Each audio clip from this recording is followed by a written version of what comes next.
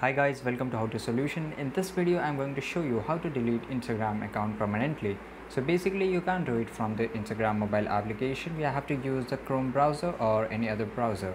So just go to Google and search Instagram, and after that you have to log in. So guys, I have already logged in and I will just show you.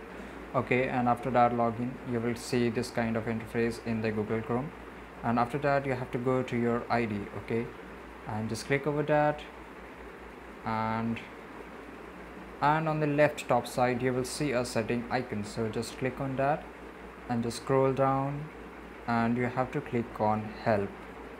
After clicking on help you will get here three options, so you have to click on help center and it will open, and it will show you this kind of option, and on the right side you will see three lines on the top. Just click over that and just choose the manage your account. Just click on that, and after that you will see here option that is delete your account. So just I will click on that, and as you will click on this you will get here three options, that is temporarily deactivate your Instagram account, and the second one is delete your Instagram account. So just click on that, and you will see that here there is no option to delete account, but you have to scroll down a little bit and you have to click on instagram.com from a mobile browser.